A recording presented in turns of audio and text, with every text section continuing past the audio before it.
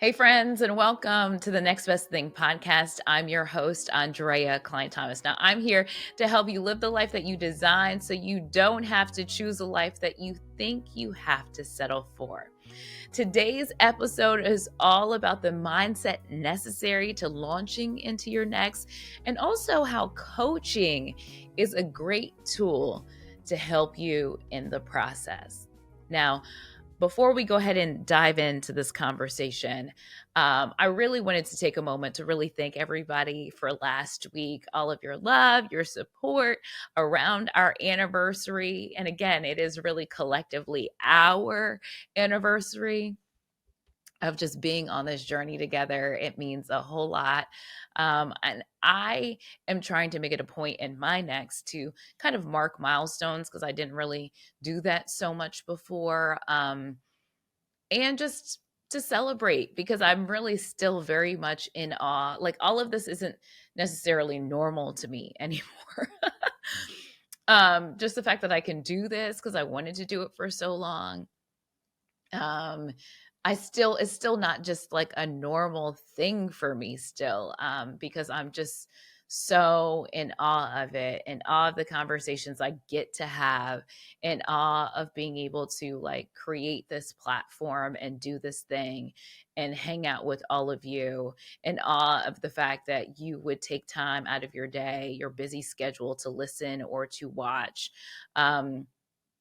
So it just really had me very reflective. Also, if you follow me on IG at Next Best Thing Pod, for our Friday wins, which I hope all of you can come to. I guess I haven't really talked about it. So every Friday on Instagram and TikTok, I talk about our Friday wins. It's time to celebrate kind of what you've done for yourself. No win is too small. There are no rules, and it's not bragging if it's true.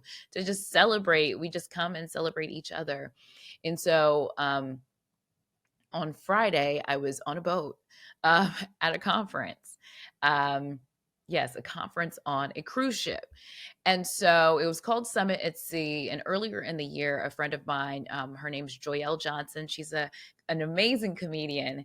She got booked to perform at this conference, which is actually not even a proper way to describe what took place. I'm going to explain. But it was on a Virgin Atlantic cruise ship, and it's called Summit at Sea. People described it there as Burning Man meets Coachella, and I'm not cool enough to really understand the fullness of those um, of those examples. I called it a social experiment. So basically, they curated. You had to like apply if you went. I was a guest of Joyelle, so whatever. That's how I got there, but it's a curated group of people. Everybody is very ambitious. Everybody had a desire to kind of transform the space that they're in. Like how they approach life is a transformative way. So you had artists, people who were, just transforming culture, sports, business, medicine. And so there were just like a lot of great speakers, but the speakers and the sessions were really secondary. They told people to make those sessions secondary. What it all was trying to facilitate was conversation, deep conversation, but beyond what you do. They really want you to ask why you do it. And so they create that space. I was able to just meet like incredible people who are doing incredible things. I'm still processing this amazing experience that I had and the amazing people that I was able to meet, the amazing opportunity through my friend, to be a part of this, all because she's a comedian and she was like, "Hey, want to come with me?" And I didn't immediately say yes, which was crazy. And I had another friend talk about like, "Fool." I said, "Yeah, okay, I will. I'll say yes now, but check back with me later." And then a friend of mine was like, "Fool, like this is what you said you wanted to do." And I'm like, "Oh yeah." So just getting used to being in the space of my next, of just getting used to being able to chart my own path and create my own reality and being open enough to things coming to me, which is really how I've navigated my life since July of 2022, is that things have just come to me, which has been amazing. And so that's just what I've been reflecting on for the past week as we have celebrated a year of the next best thing. But we continue to move forward. As I promised in last week's episode, we're going to keep going with this, right? One of the things that has come to me in the last, since even before I started this was being introduced to the Tone Network. And it is an online coaching and resource for women in particular who need assistance in their personal and professional lives. And today our guest is Gemma Toner, who founded that platform. Now, I've worked with Tone and moderated conversations with experts about various topics from body image to self talk. Tone has a library of video resources and webinars that all of you can tap into to help you along the way. I mean, they have a huge library catalog. So I was able to meet Gemma Toner and talk about her experiences, because Tone Network really came out of her work experiences as a media and telecommunications leader. She was a senior executive in the cable industry for more than 20 years. And she experienced firsthand the transformative power of executive coaching and mentoring. And now she's created a platform for so many others. Because she found that there was disparity in terms of who had access to these resources. So she's made it, she's lowered the barrier of entry and made it far more accessible to so many people, and accessible in a way that's not time consuming. All right, I've already said enough. Let's get into the conversation with Gemma. Right, Gemma. Gosh, it's so great to meet you virtually, our new in person, because I really love the Tone Networks and working with the team and getting to talk about such interesting topics. So thank you so much for being here today. I am so grateful to be here. Thank you for having me. Yes. I want to cover just a little bit of ground with you because the work you do is so incredibly impactful. I want to start this way for you to talk about your aha moment at a women's leadership conference where you were Sure. discussing career pivots. What did you realize? Well, that's a great question. And it's a little bit of a long story, so just be patient with me. Yeah. And that is, I had retired from corporate America, and I had planned to give back and do philanthropy. That's what I wanted to do with this, time I had. And during that time, I was asked to speak at this women's leadership conference. And to be honest with you, I wasn't sure I really wanted to go at all, because I Mm. thought to myself, why? I'm retired. Why would anyone want to hear from me? But I was reading Brene Brown at the time, and Daring Greatly, which is a book that I Mhm. love about being vulnerable. And I thought, well, if I want to be helping more people in my life, then I should go to this conference, even though I'm feeling kind of unsure. And I'm sort of in a personal pivot right now. I didn't really know what was next, right? I had an idea, but I didn't have an absolute plan. And so I went, and the aha moment was that I was surprised by the people that were there to hear me and other folks talk about, how they pivoted throughout their career. And what I realized was that there had been a lot of people that had helped me along the way, Mhm. and that I had the benefit of sponsors and mentors, and quite honestly, what I would call just being picked at times, which is scarce. So there's a scarce resource there. And I got to thinking about it that way, that, opportunities are scarce, mentors, access is scarce, and what could I do about it? And that was really my aha moment, because I realized, particularly when it comes to people in that early to mid part of their career, there's a lot of people in that part of the workforce, and there's not a lot of access to the knowledge that's really going to help drive you forward. So what would you say the Tone Networks is helping you solve for? I would say it's helping solve for a couple of things. I think, Mhm. it's both, the way Tone works is we work with companies and we also work with employees, right? So we're solving sort of two challenges. One is the companies that we work with are looking to invest in their employees and shore up their talent pipeline. And they recognize that it is particularly important to start investing in developing leadership skills of your employees early on, to not wait until they've been identified as a high potential or to not wait until they've been promoted into a managerial position. It's like, let's develop those skills now. So typically we work with pretty progressive companies. The people that oftentimes engage in Tone are people that typically are really short on time, that are strivers, that recognize they want more, right? And so what we're doing is solving by giving them access to the knowledge you get when you have a mentor or a sponsor in a form factor that you can actually use.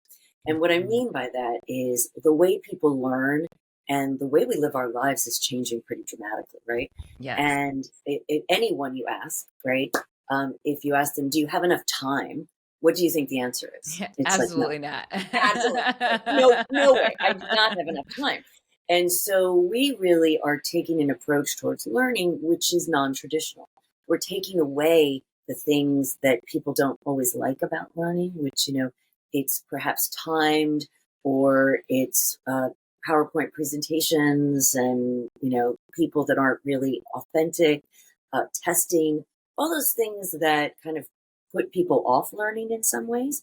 And what we're looking to do is take all of that away, make it self directed and self paced, and also make it, one of the things that I love is to study human behavior. And, a phenomenon is just how people use social media.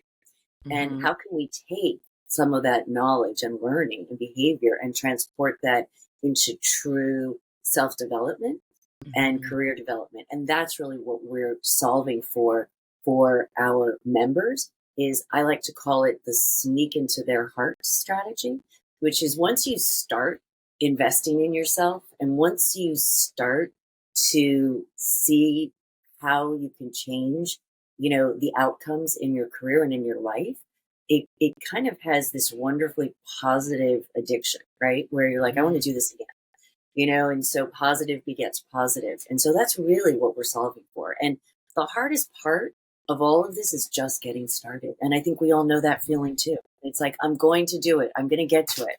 And then you don't, right? And so Right. part of what Tone is doing is understanding that this is how we are as, human beings today and recognizing that making an investment in yourself and finding that time when it's scarce is really hard. And that behavioral change occurs oftentimes in little baby steps, right? It Mhm. doesn't mean you have to take time off and take a course or go back to school. You can actually learn in different ways today. And that's really what we're looking to do Yeah, I and love the help people sneak do it. Yeah, I love the sneak into your heart strategy. That's what we're trying to do over here too, is just kind Yeah. of Sneak, make it a part of your everyday routine and just little steps over time yeah. like add up. I want to go back to your own personal experience. You're talking about, that you were often chosen, and that you were often picked. What was it about how you navigated the workplace, would you say, that Gosh, I wish I put could you in tell that you. position?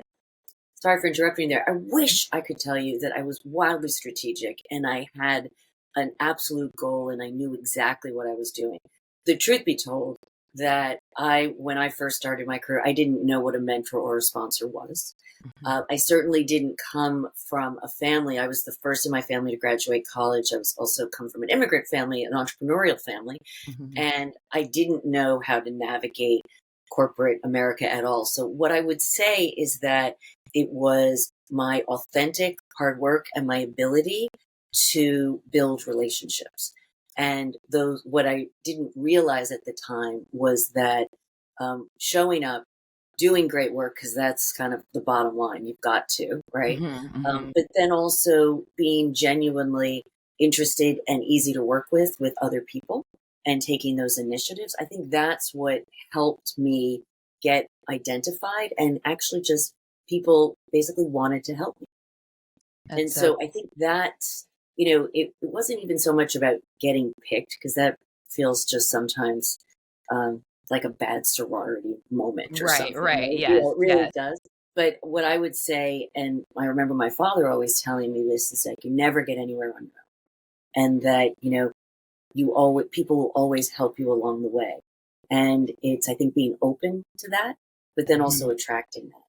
And I also think it's also who you are. If you're helping others too, it's amazing how that comes around, and we can all help each I think so too. I mean, I think it's just being thinking that you're in a place, even if whatever the situation is, that there's always angels everywhere. I always have that idea that there are angels everywhere, and I always think of myself of just trying to get myself in the position for amazing things to happen. So I might not know how, I might not know how to connect the dots, but if I could just get in the place, I believe that I can attract that thing, or, that goodwill, or that people are genuinely want to help each other out.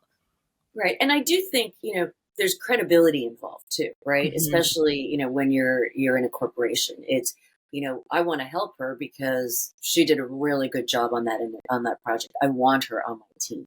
I Mhm. want that person to do more because the leader recognizes that you have potential, right? And Mhm. so I think it's making sure, and this is something that's hard, particularly for women, to make sure your work is noticed, right? Mhm. Because so often, and this took me a while to figure out, I would just go in, put my head down, and just get the work done, right? And that's good, but it's not all that you need to do, right? You need to let people know what you're doing, let people know your findings. I remember early on, I questioned some status quo policies, and the partner on the job was, I think, amused, Mhm. if not appreciative, but certainly amused that this new employee was questioning these things, and thinking about, well, why can't we do this differently, and Mhm. how can we do it differently? So I think that's what made those things happen. And then as I got deeper into my career, I was able to recognize and thank people for, wow, I didn't even realize how much you were helping me. The other piece is that I think sometimes we can all get caught up in, oh, I never had a sponsor, or I never had a Mhm. mentor. Well, oftentimes I wouldn't say I had a specific mentor that I had weekly meetings or monthly meetings with. I didn't have a formalized mentor ever in my Mhm. life. But there were a lot of people that were willing to guide me, give me advice. And, that's a form of mentorship. And so to Yes. recognize that. And then to also, I think the other piece that I learned later was to ask for that advice more frequently and be Yes. okay with that. Gemma has such relatable insight, but I just wanted to take a quick moment and ask you to please hit that subscribe button. It will not only make sure that more people can see this great informative content, it will make sure that you never miss another episode. We don't want you to miss this good stuff. So please hit the subscribe button. If you have a chance, rate, review, or leave a comment. It really, really matters and goes a long way.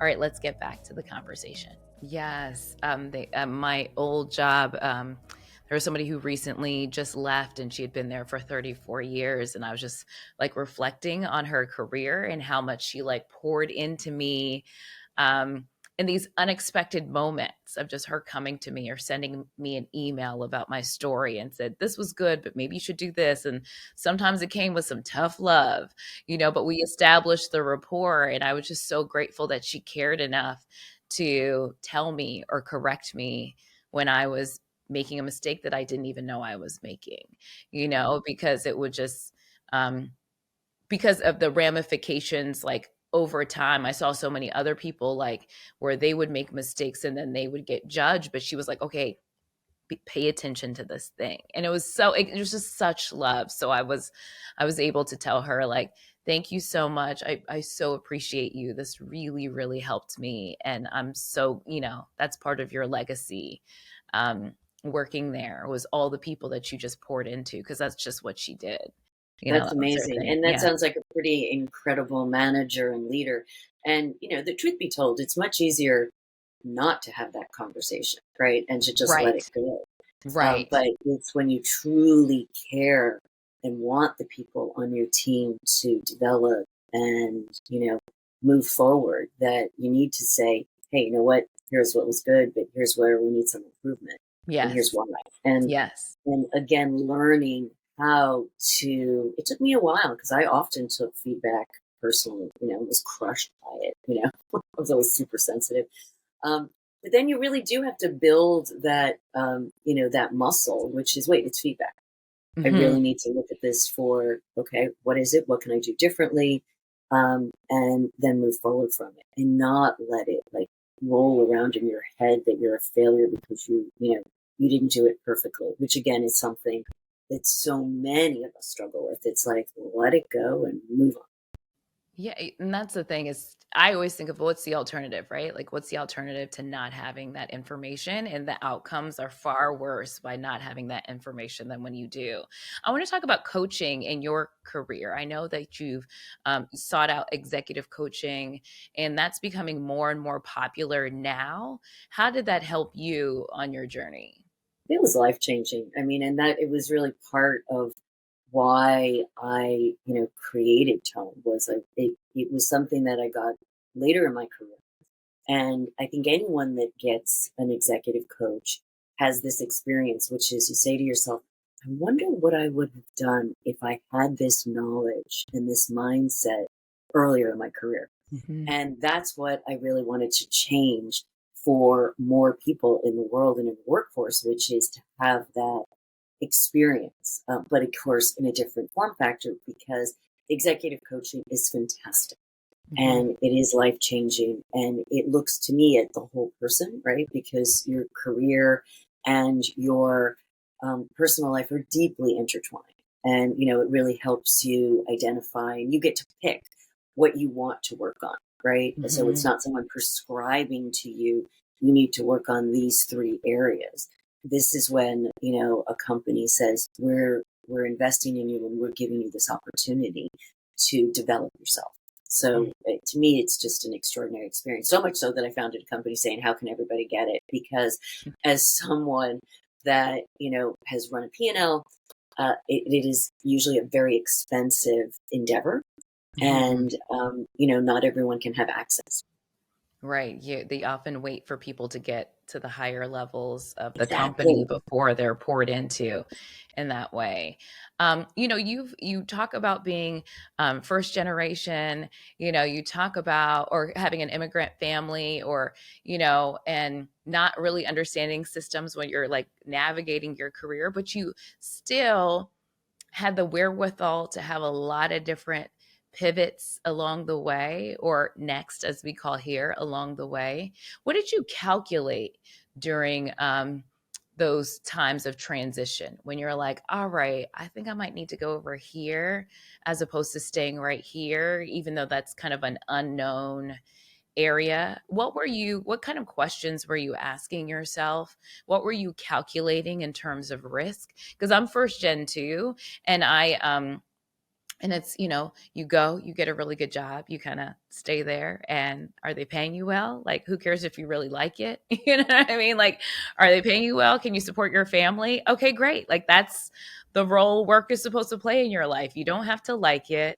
It's a means to an end, and you can have the rest of your life to do like whatever, like your weekends and, so how did you navigate that to kind of make it your own and kind of make it your own path?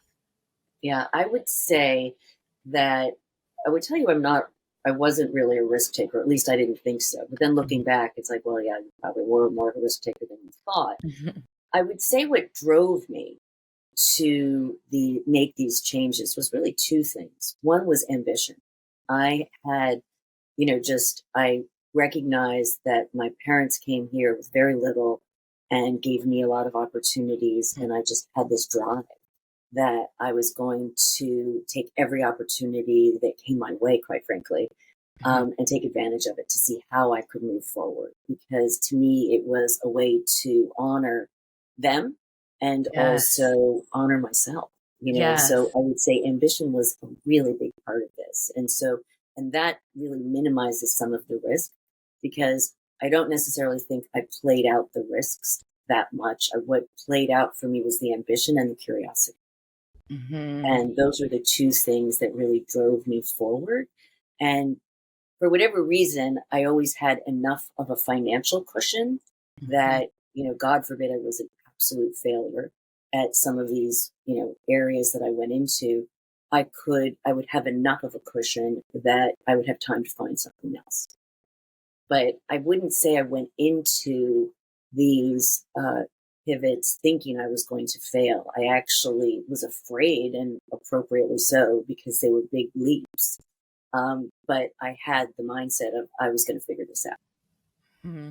That sounds like I think that's a gift, right? Like I think that having parents who are immigrants, I think that's such a gift because I was telling a friend this weekend that my parents would like that's how we would get yelled at. Like, you have all this opportunity, but your cousin, if they got this opportunity, they would not take it for granted. So I was able to everything was an opportunity, every single thing. Um and just walking through the world and seeing where doors could be opened even if they were closed, like what could the possibilities could be, and having that imagination has is a real like gives you a competitive edge, I think. Hmm. I And, definitely and think I so. would sometimes people would ask me, well, where did you get all this confidence? I'm not sure I was all that confident. I think I presented confidently, but I certainly was afraid of what I was doing, as I was jumping into these new areas. But again, it's an opportunity and I'll figure it out. Hmm. And I would say what I learned later was in some of those early career pivots, I figured it out alone because I didn't want people to know what I didn't know. And I think what I've subsequently learned and something I want to share is when you don't know something, find the people in your orbit that can help you, answer those questions and, so that you're not so alone when you go take these jumps. Yeah, that's what we're trying to do here is build a community to normalize all the feels that come with this, you know? I do want to talk about probably one of the biggest pivots of all, that came that you've talked about before about when your dear friend passed away and how you really were just having to kind of sort through that, all those emotions and what questions that brought up for you. Yeah, it was one of those moments where, it's just a defining moment. And she was so brave. And I just realized I had, had this fantastic career, but that I needed something more. And it's hard to walk away from a great company and a great job and being 20 minutes from work. I mean, it was everything you could have hoped for. But, also when a dear friend passes, it really makes you look at just your life and what is it that you're doing with your life and what what it helped me figure out was that I loved my job, but I wanted to do something that was really more purpose driven and purpose in not just delivering results and P&L, but purpose driven in delivering social change. And really, when I had the moment and time to reflect, to really look and say, I've had the benefit of so much help along the way. I wanted to find ways to extend that to the masses. But initially, when you had that feeling like, all right, this is great, but it's not fully aligned anymore, you didn't know what alignment looked like. Oh, I totally, no, it was another jump. It really was another jump, which is I remember I was asked when I was, handing in when I said, it's time for me to leave the company, and I was asked, "Where are you going next?" And I said, I have nowhere to go. I'm taking some time off, and I want to reconnect with my life and my family and my friends, and figure it out. And so it was definitely a retirement. I Mhm, was like, I'm not sure what's happening next, um, and so I was quite vulnerable. mhm. But I also felt I had the support at home of, do this, you'll figure it out. Again, you'll figure it out. That's what I tell my kids all the time. If there's one thing you want to, like, your mantra is, I'll figure it out. I can Mm-hmm. figure this out. I'll figure it out. And so that's how it went. But I truly this was not um, kind of rolling around in my head when I retired from corporate America. I really thought I was retiring, again, doing philanthropy, which is near and dear to my heart. And I do serve on the board of a humanitarian organization called Concern Worldwide. And Mm-hmm. and that's where I thought I was, okay, this is it. This is my new thing, because this happened while I was retired, if you will. And we focus on extreme hunger, which impacts most dramatically women and children in developing countries. And Mm-hmm. so, talk about a wake up call when you go to a board meeting and you hear of what's happening in the world. Mm-hmm. It's a real reminder of there's a lot of people we need to help. Yeah. But a lot of the folks who listen and watch this podcast are in that space of trying to find something that they've done, they have huge success in, but there is just that something in their gut, right? That's out of alignment. They've checked their box checkers, right? We are all the box checkers. We've done the things, gotten the accolades, made the money, ascended the corporate ladders, done the things. Um, the Monday after, I guess I'm assuming you left, like your last day was on a Friday or whatever, but the next week, after you left and you woke up in the morning and you were not getting in the car or driving to the job or logging on at work, um, what did you do? Because now Oh, your I time is. panicked. I panicked. So I want to be really honest here. It was not totally smooth. When you've been working your entire life, Yeah. or like since you've been 21, and now all of a sudden, wait, there's no meeting, it's different. So there was a moment of, oh my gosh, what have I done? I have to be honest. You second guess yourself. And I did have the benefit of some friends that had done sort of similar things like this. And they said, have a plan, make sure you've got people that you're meeting with and you're pursuing things that you're interested in, even if it's simply, getting to the gym every day when you couldn't do Mhm. that when you were working. So, but the honest to God, answer is I panicked. I thought, oh my God, what have I done? And, I second guessed it. And then I started to kind of build that plan, which was what are the things that I love to do. And, I had a really funny experience, even with my children, who were like, you're going to be home all the time? Here I thought they were going to be like, oh, this is what we've dreamed of our whole lives. We're so glad you're going to be home. And they were like, we're okay. So that was kind of an eye opener. And in some ways, it was a gift because it allowed me to be me, which is, Mhm. I couldn't turn myself into a soccer mom overnight because that's sort of not who I am. Right. Mhm. And so I was sort of able to be me and, kind of step into their lives, perhaps not 100% as I had imagined because they were just fine with it the way it was, but I was able to be more present, which was exciting. Mhm. But it was definitely those first few weeks having a plan, meeting with friends, simple things like getting to the gym, getting out in nature, and really going for long walks, jogging. And then I am such a proponent of coaching. I actually kept my own executive coach on for that transition year because the last thing I wanted to do was squander. And I use that word very carefully because it's a powerful word and it's something that's easy to do when you're in these situations, which is squander this with worry and second guessing. And this was a gift that I had worked hard for and I wanted to make the most of it. And so just having an executive coach that I checked in with, and oftentimes it was something as simple as, okay, are you reconnecting with your life? Are you doing what you said you were going to do? Yes. Are you nervous? Are you getting worried? Are you, panicking? Well, yes, sort of, but I'm getting better at that.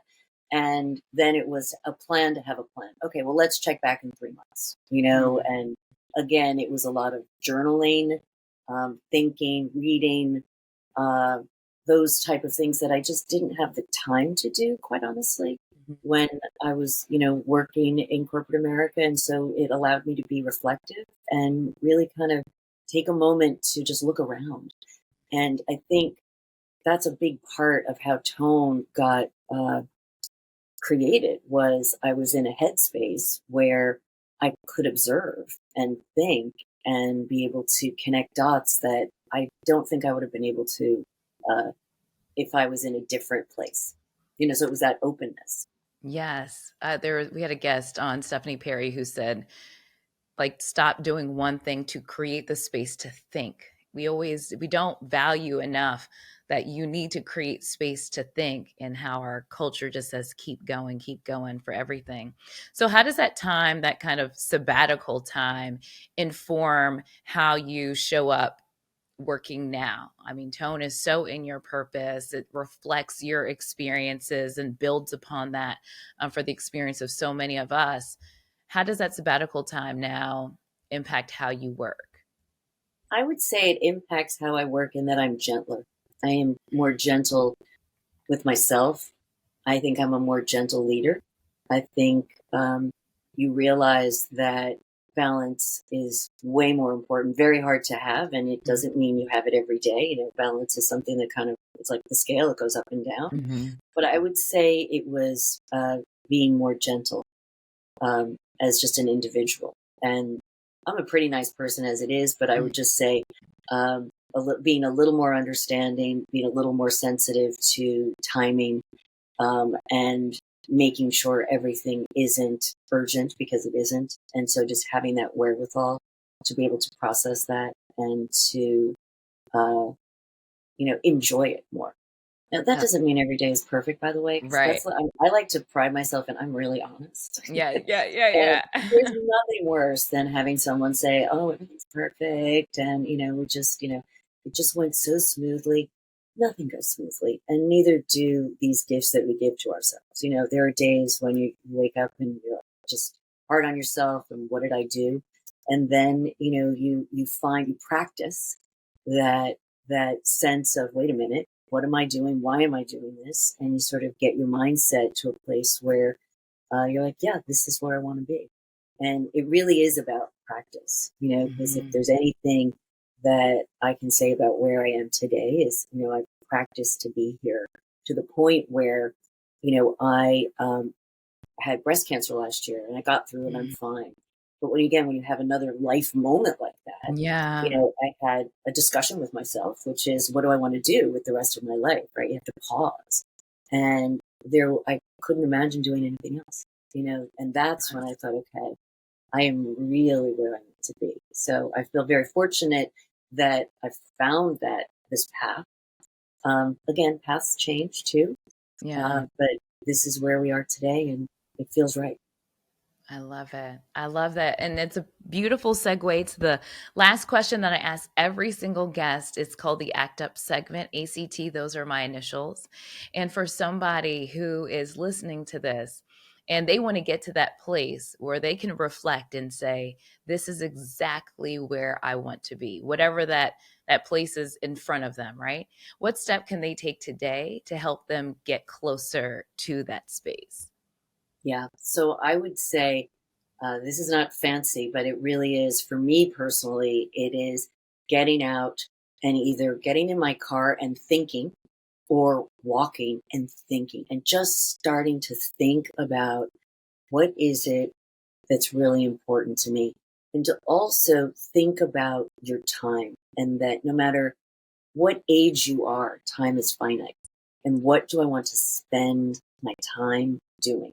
And don't think about how you're going to do it. Just what do I want to spend my time doing? And so just stay really high on that. Is it creating music? Is it, changing people's lives? Whatever it is, really high, and just stay there. And don't let anyone or anything stop that kind of high level dreaming. And then from there, you can kind of work it down into things that are much more actionable. I love But that. dare to get out and dream. Dare to dream. Fantastic, Gemma. How can we stay in contact with you, and how can listeners and watchers like access the Tone Networks and your incredible resources? Well, thank you, thank you, thank you, Gemma at Tone Networks. Follow us on Instagram, on LinkedIn. Please visit us, tonenetworks.com. We'd love for all of you to come visit and join us. It's a very welcoming place, very Yes. can do, so we would love to have your listeners be a part of Tone. I love it. Gemma, thank you so much for your time. And as I said, I love tone. I love it so much. I've just had such a great time working with the team behind the scenes, just such lovely women I've had the pleasure of working with. And I've learned so much from the experts that you've had on, so it's incredible. It's an incredible platform that you've built. Well, thank you, and we feel the same way about you. And it does feel warm and as close to family as you can get. In that we want everyone to feel that you're part of this community and that you're special because you are. Thank you so much, Jenna. I appreciate it. Thanks for listening to The Next Best Thing with Aundrea Cline-Thomas, a Mountain Court Media production. The music was written, recorded, and produced by Gavin Casey, also known as Dark Purple.